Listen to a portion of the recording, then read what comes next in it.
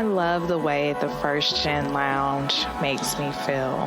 Because it creates a space where I belong, where we're able to create community.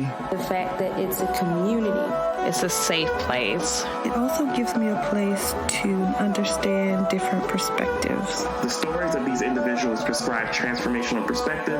I receive encouragement, enlightenment, empowerment. And also serve as a catalyst to just keep going. Where we're able to be our true selves. I'm allowed to be an unapologetic first gen. And above all else, tell our story. And every episode is unique. I love it. I'm your host, Dr. Eve, and I'd like to welcome you to the First Gen Lounge. What's good, fam? I am so glad that you are here. Oh my gosh, we're back for another one, and not just another one, the last one for the year. Like, time. Where does it go? Like, for real, I was just like, oh, it's going to be 2021 in like 6 months. Then I was like, oh, in like a month. And now it's like, in a few days, it is going to be a completely different year.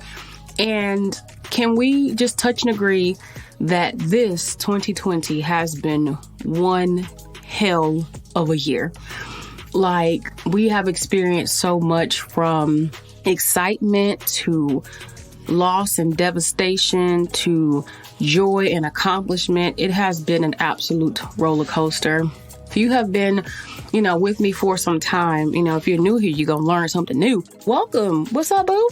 But really, I lost all of my business back in March and had to do everything I could to recover and figure out what was next for me. But, I held strong and pressed on, and I would like to just say I'm grateful for how things ended up for me in spite of all of the challenges happening across the world. I think more than anything, this year was something that was really created, it happened rather, to help us really take a moment to sit still, to be internal, to really get to know who we are and to really see how we really get through adversity. Even through all the pain, there has been lots of laughter, and through all the disappointments, I know there have been people who have experienced a lot of joy. So I think it's just been a balance of things, and we're just doing the best that we can, have done the best that we can with all of it. So to you who has continued to rock with me, to you who, I wasn't trying to go there, but I mean, hey, I'm me, right? So to you who, has really just been holding it down, if you just come along and you will be going into this journey of 2021 with me, thank you for everything that you have done. Thank you for everything that you do, knowingly and unknowingly, to shape this space and to make this community what it is. So beautiful. This year we have exceeded downloads. Like, I had a goal for, maybe like 50,000, and we've broken the 80,000 mark. Have hit over 68 countries, and I'm just every day just in awe. And not just that, but the business is expanding. I've definitely grown my team this year. So my team I've got about 8 people that I'm working with just in different areas who are helping continue to fulfill this mission. So grateful to each and every one of you for all that you do to make all of this possible. I don't take you for granted, and I am just forever indebted to you for what you're doing to continue to push us first gens forward. So I wasn't planning on doing a lot of talking, but did just want to check in. Just wish you well and everything going into this new year. Really take some time to reflect and to sit with yourself. That's what I always encourage. And just really think things through and think about, how do you continue to press forward? Because you are resilient, you are brilliant, you are everything that you can be and some, right? For sure. So in the spirit of traditions, we started something last year that we're going to continue to do this year, and that is looking at the top 10 shows for 2020. Just getting a little sneak peek, a little taste of them, here or there. And let me say this, I was very fascinated when we actually pulled the data, because you were like, well, pull top 10, but it's not fair if you have a show that's, put out in January and that happens to make the top spot. But honestly, because I know people can go in and download shows at any time, even with the show being out for a while, it doesn't necessarily people are going to go and listen to it. So for me, I'm just really grateful for what I have seen, even for the love. Like, I was like, really, just grateful. Like, shut up and tell us already. But I'm gonna tell you the top 10, and what we're going to do this year that we didn't do last year is actually in the blog list out the top 20 shows so that you can go and check those out as well. So let's just get into it. Session 113, Turning Pages with Dr. Eve Hudson. I've, had amazing guests in the past who've come onto the show who've given us some really awesome insights about how we can take care of ourselves and perspectives to have, right? But I was thinking, I don't really remember having done a show or shows myself within, May that have really focused on or talked about just, again, that general mental health and wellness. But then I still found myself saying, like, but how I take care of my mental health and wellness is actually different these days, and how I've evolved. But I'm not necessarily going to give you tips in that. You're like, what do you mean I'm not going to give you tips? What the show is about today is literally one of my things that I do to take care of my mental health, to be focused, to be present, and that is read. Special session, Pull Up How You Pull Up with Dr. Eve Hudson. It's just been a lot going on. You already know what it is, but we're still going to talk about it. The fact that I'm going to say global pandemic and global protest 2020 happening at the same time blows my mind. This is something that I feel like I just read in a history book about what happened back in the 1920s and 30s and 40s.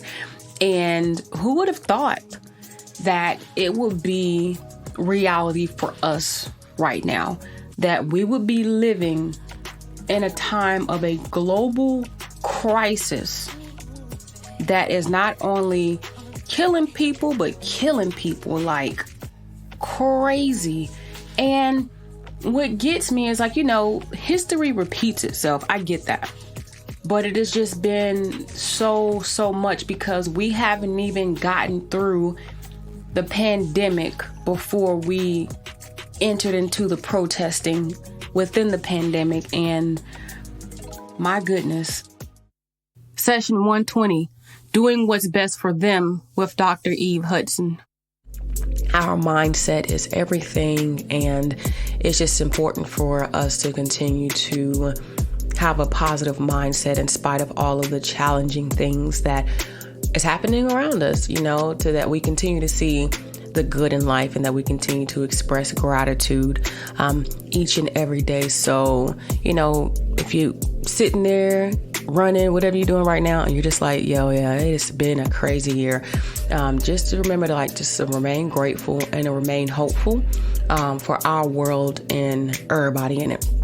So speaking of everybody, I have really been thinking a lot lately about relationships, with friends and with family and with oneself. And I was just thinking, we haven't had a conversation yet about doing what's best for other people.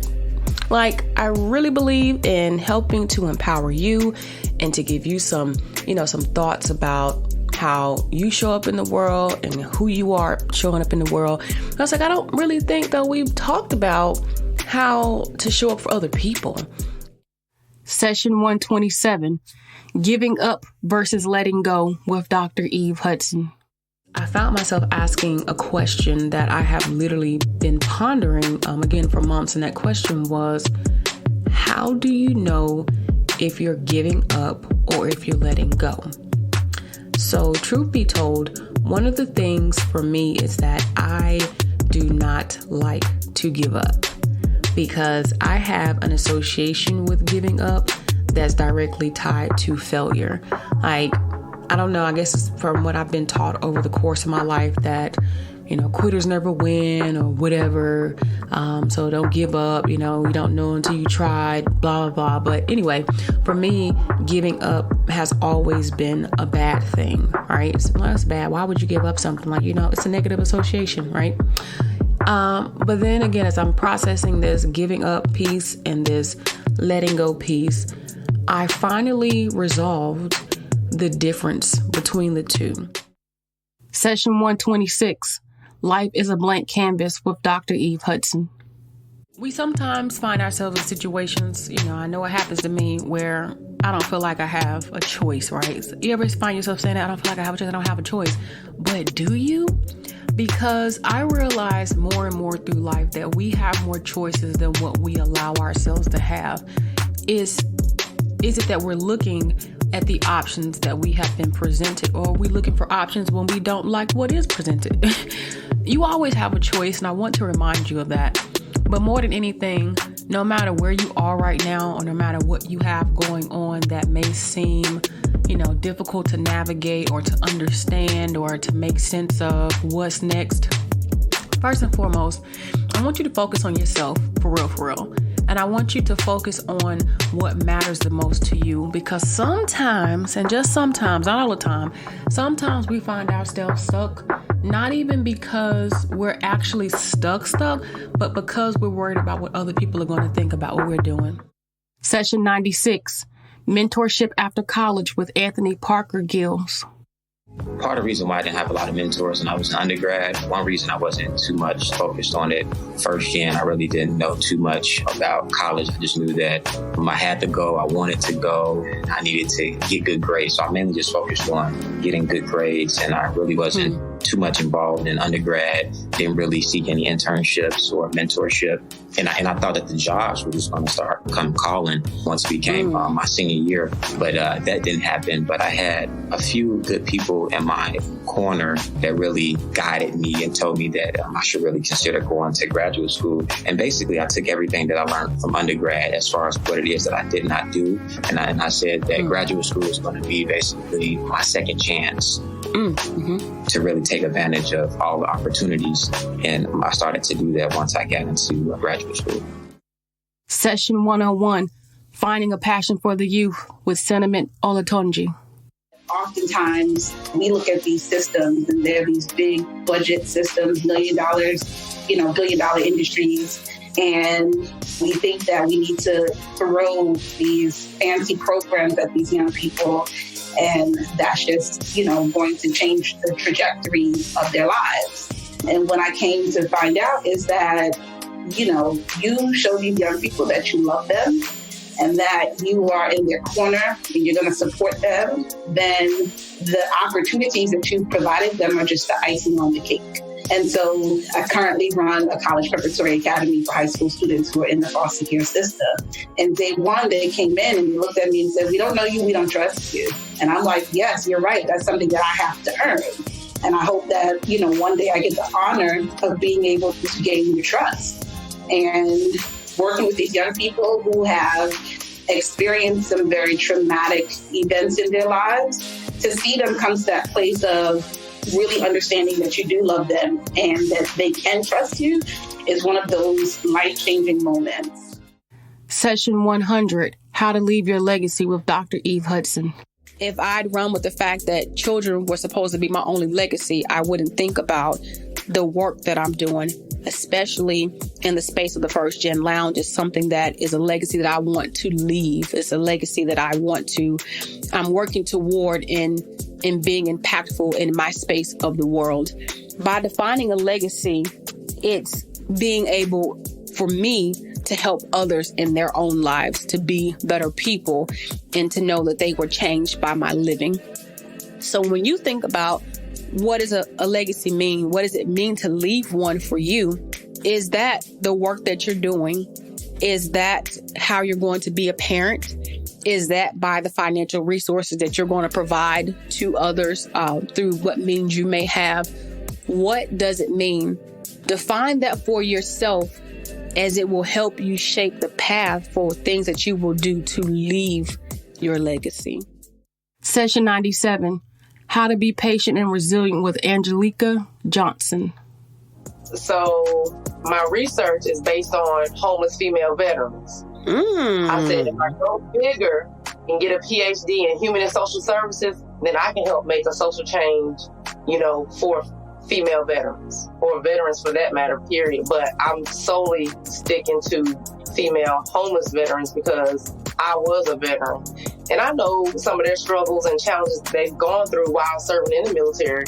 So I only felt it was right for me to pursue my PhD so I can do those things. Love that. So I'm curious too, you said some of the things that they experienced. Would you mind sharing with us, if it's okay, or, to what extent you can share about things that make being, a woman and a veteran so significant? Because I know things have changed, but I know it hadn't changed enough, if that's a good way to put it. Sexism in the workplace. They've now just implemented females becoming a part of combat arms, which is, frontline job duties. They're now working on like the larger machinery. Session 110, making the most of that 9 to 5 with Kimberly Barrett. It took me a little over 15 years to finally get my bachelor's degree because I could, raising a child as a single mom, I could only go to school one class at a time. So it took quite a while, but I was determined to do it. At one point, he and I were both in college at the same time.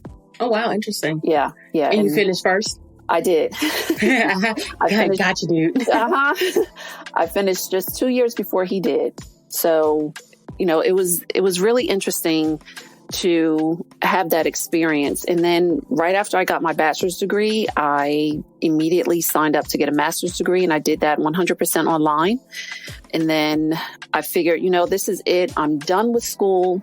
In the meantime, I had another child. And in 99, I started working at my current job and decided, I'm moving up. I got my job as the part-time night receptionist. My younger son was just 1 month old.